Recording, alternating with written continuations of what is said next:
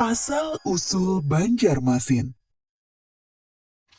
Kalimantan merupakan pulau terbesar kedua di Indonesia yang terbagi menjadi 5 provinsi. Salah satunya adalah Provinsi Kalimantan Selatan yang beribu kota di Banjarmasin.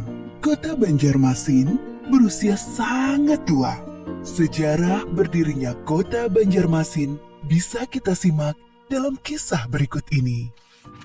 Pada zaman dahulu, di Kalimantan terdapat sebuah kerajaan yang bernama Daha. Kerajaan Daha dipimpin oleh Maharaja Sukamara. Sewaktu masih memimpin, Maharaja Sukamara membuat wasiat bahwa kelak cucunya Pangeran Samudra yang akan menggantikan dirinya sebagai Raja Daha. Ketika Maharaja Sukamara wafat, justru Pangeran Mangkubumi yang mengambil alih kekuasaan di Daha. Kekuasaan Pangeran Mangkubumi tidak bertahan lama. Lalu, Pangeran Tumenggung mengambil alih kekuasaan sebagai raja di Daha. Kerajaan Daha merupakan salah satu kerajaan di Nusantara yang terus dilanda pertengkaran memperebutkan kekuasaan. Perebutan kekuasaan yang tiada kunjung berakhir mengakibatkan banyak rakyat Daha hidup dalam kemiskinan dan kelaparan. Lalu, ketika perebutan kekuasaan terjadi, di manakah Pangeran Samudra, pewaris sah tahta kerajaan Daha? Kehidupan di istana Daha tidak aman bagi Pangeran Samudra. Perebutan kekuasaan yang terjadi terus-menerus mengancam jiwa Pangeran Samudra. Pangeran Samudra akhirnya memilih mengasingkan diri di dekat muara Sungai Barito.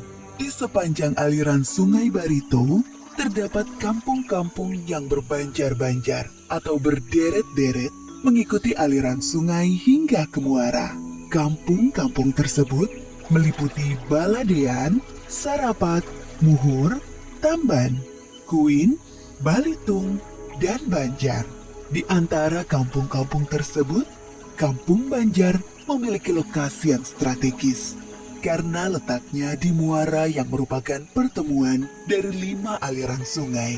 Kampung Banjar kemudian berkembang menjadi sebuah bandar besar. Kapal-kapal dagang datang dari berbagai kerajaan jauh.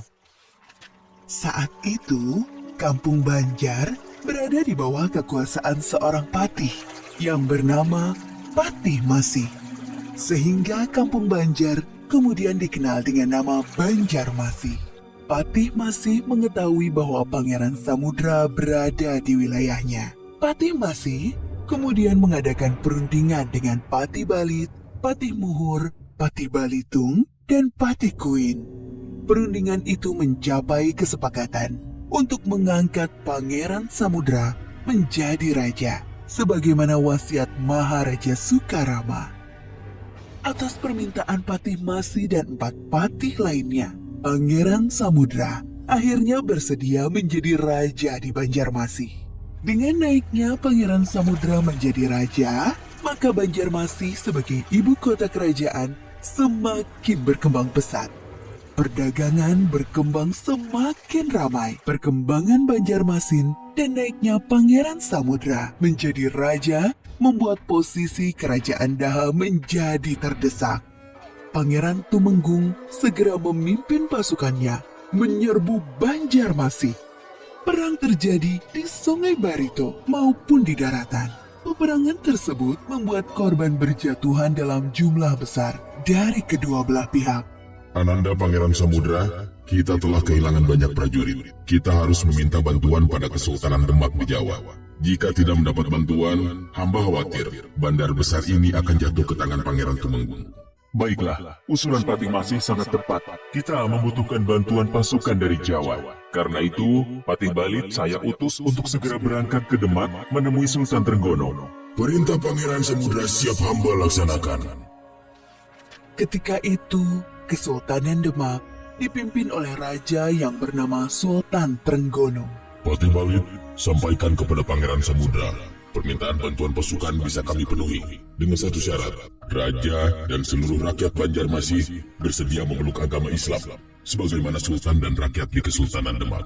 Pangeran Samudra menyetujui syarat yang diajukan Sultan Trenggono. Pasukan bantuan dari Demak yang berjumlah 1.000 orang segera bergabung dan bersiap menyerbu pusat kerajaan Daha. Pasukan Banjarmasin dan Demak berhasil mengepung istana kerajaan Daha.